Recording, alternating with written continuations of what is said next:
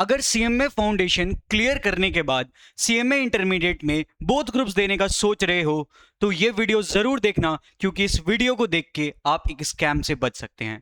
My dear students, ये video उन सभी स्टूडेंट्स के लिए है जो इंटरमीडिएट में अब एनरोल कर चुके हैं, जो दिसंबर 26 या फिर जून 27 का एग्जामिनेशन देने का सोच रहे हैं और उनके माइंड में ये है कि सर हम सिंगल ग्रुप दें या बोथ ग्रुप दें। तो ये वीडियो आपके लिए है, क्योंकि ये वीडियो देखना आप लोगों के लिए जरूरी है फॉर योर डिसीजन।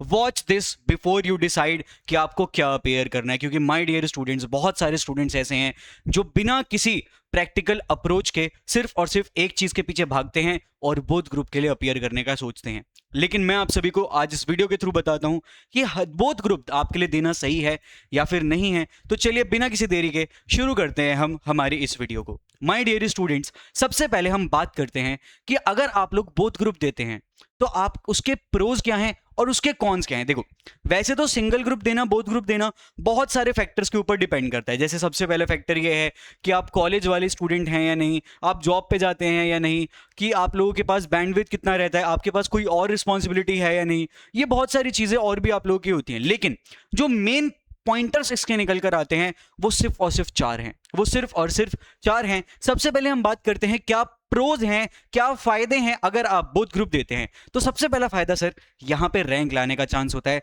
और मोस्ट ऑफ द स्टूडेंट्स इसी रैंक की वजह से बोथ ग्रुप की तरफ जाते हैं कि सर हमें तो रैंक लानी है, हमें तो रैंक लानी है, हमें तो रैंक लानी है। अभी आगे बताऊंगा कि बोथ ग्रुप क्यों नहीं देना है, बट प्रोज सबसे बड़ा यही है कि आप जो एआईआर होती है ना, जो टॉप 50 एआईआर इंस्टीट्यूट डिक्लेयर करता है, वो सिर्फ उनमें वही स्टूडेंट्स हो सकते हैं जिन्होंने बोथ ग्रुप दिया हो। सिंगल ग्रुप करके आप रैंक में नहीं आ सकते। बात करते हैं सर नेक्स्ट प्रो की, जो कि है सेट ऑफ। देखो, सेट ऑफ के रिगार्डिंग ना बहुत सारी कंफ्यूजन रहती है स्टूडेंट्स के माइंड में, तो मैं जरा वो क्लियर कर देता हूं। My dear students, set of का क्या मतलब होता है? देखो, सेट ऑफ का मतलब है, मान लो कि मेरे हर सब्जेक्ट में इंडिविजुअल में 40 हैं। सबसे पहला क्राइटेरिया यही है। सेट ऑफ का मतलब सभी सब्जेक्ट्स में आपने बोथ ग्रुप दिए, सभी सब्जेक्ट में आपके 40 से ऊपर हैं।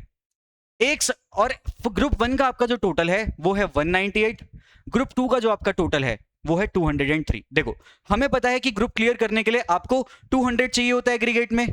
हमें ये बात पता है कि आपको 200 चाहिए होता है एग्रीगेट में ग्रुप क्लियर करने के लिए, लेकिन अगर आप बोथ ग्रुप देते हो ना तो इसका टोटल कितना हो जाएगा? सर इसका टोटल हो गया 401।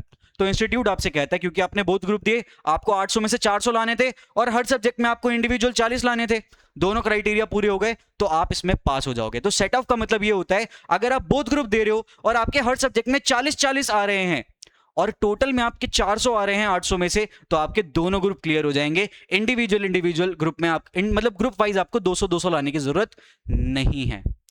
ये तो हो गए वो प्रोज जिसको देख के ही स्टूडेंट सोच लेता है सर मैं बोथ ग्रुप दूंगा, सर मैं बोथ ग्रुप दूंगा, सर मैं बोथ ग्रुप दूंगा। लेकिन वो स्टूडेंट्स जो इस वीडियो में अब बने हुए हैं, उनके साथ में करूंगा एक ऐसा खुलासा जो उनके बचाएगा कम से कम 6 महीने।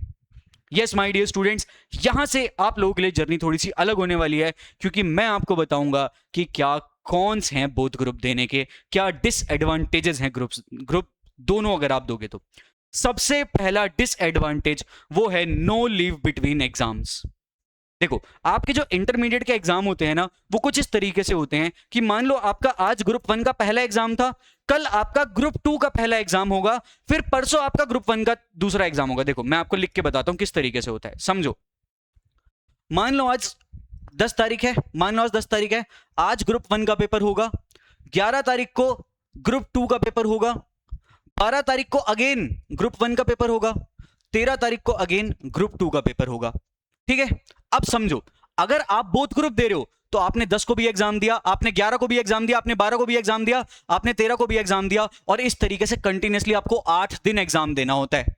इस तरीके से कंटिन्यूअसली आपको 8 दिन एग्जाम देना होता है। तो नो लीव बिटवीन एग्जाम अगर आप करते हैं, अब मेरी बात को ध्यान से सुनो माय डियर स्टूडेंट्स, अगर आप एक ग्रुप देते हो तो आपने 10 को एग्जाम दिया, 11 को छुट्टी, अब आप 12 को एग्जाम दोगे। लॉजिक समझो, आपको एक दिन का गैप मिल गया पूरे सिलेबस को क्या करने का, रिकैप्चुलेट करने का कि हमने सिलेबस में क्या क्या पढ़ा है।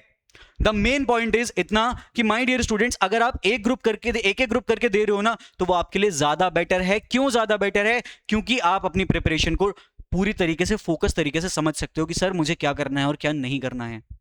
आप एक दिन का पूरा टाइम ले सकते हो। लेकिन अगर आपने सिर्फ और सिर्फ सोच लिया है कि सर मुझे बोथ ग्रुप देना है, तो आप यहां समझो, आपने ग्रुप 1 दिया, आपने ग्रुप 2 का अगले दिन एग्जाम दिया, 10 तारीख को आपका शाम को 5 बजे पेपर खत्म हुआ, 7 बजे तक घर आए, अब आपको अगले दिन अगेन 2 बजे एग्जाम देना है। आप आज 7 बजे घर आए हो, अगले दिन आपको 2 बजे एग्जाम देने जाना है, और सीएमए इंटरमीडिएट का सिलेबस जितना वास्ट है वो आप लोगों को अभी शायद पता भी नहीं है। एक दिन भी नहीं है आपके पास प्रॉपर, 12 घंटे हैं सिर्फ और सिर्फ तैयारी करने को। 12 घंटे में सिलेबस रिवाइज करना बहुत ज़्यादा मुश्किल होता है, मतलब बहुत ही ज़्यादा मुश्किल होता है। इसीलिए माय डियर स्टूडेंट्स, सबसे पहला जो टेंशन आती है वो है कि सर एग्जाम के बीच में गैप ही नहीं है, तो कैसे क्लियर होगा। एज ऑफ नाउ कोई गैप नहीं है, वह अगर बाद में नए सिलेबस में इंस्टीट्यूट लाता है तो वो वी डोंट नो, बट अभी नहीं है और चांसेस भी नहीं है कि जल्दी से ऐसा होने वाला है। नेक्स्ट चीज है difficulty to revise. My dear students, आप जब अपनी क्लासेस कंप्लीट कर लेते हैं, वो क्लासेस कंप्लीट करने के बाद आपके पास एक सिंपल सा काम रहता है, वो क्या रहता है कि अब आपको रिवीजन करना है। अब आप समझो, आपके एग्जाम 2 महीने बाद हैं, आप 4 सब्जेक्ट रिवाइज करना प्रेफर करोगे या 8 सब्जेक्ट रिवाइज करना प्रेफर करोगे? सॉरी 10 हो गया था, 8। हालांकि पेपर देखने में 8 हैं, सब्जेक्ट 10 ही हैं, सब्जेक्ट 10 ही हैं। तो अब आप खुद सोचो आप किससे ज्यादा कंफर्टेबल होगे, आखिरी के 2 महीने में 10 सब्जेक्ट से रिवीजन करना या 4 सब्जेक्ट से रिवीजन करना? The answer is very clear.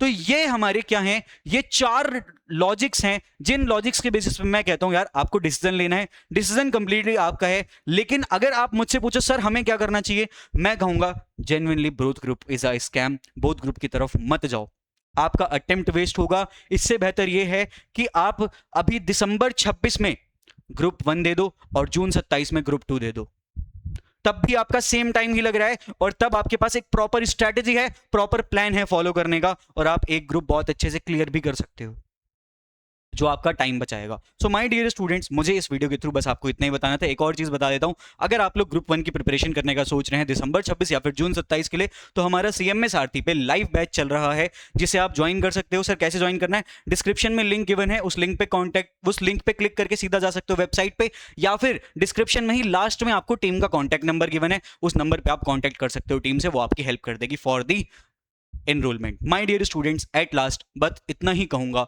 Take your decision wisely. अपना जो भी डिसीजन होगा उसे बहुत सोच समझ के, सारी चीजें कंसिडर करके लेना। सिर्फ रैंक की वजह से अपना डिसीजन मत लेना। यस, रैंक बहुत ज्यादा अट्रैक्टिव है, रैंक बहुत ज्यादा बेनिफिट्स रैंक के होते हैं, लेकिन रैंक के चक्कर में अपना 1 साल खराब मत करना। लॉजिकल डिसीजन लेना, सोच समझ कर डिसीजन लेना। That's it for this video. मिलते हैं आप सभी से बहुत जल्द किसी और वीडियो में। Till then take care, bye bye.